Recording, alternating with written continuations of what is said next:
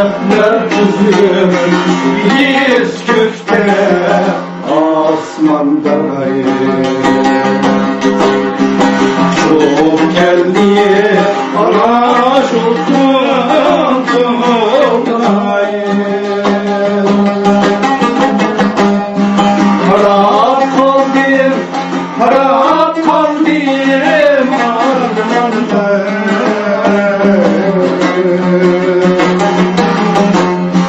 Ağaç değil, Recep Kumru, Recep Kumru.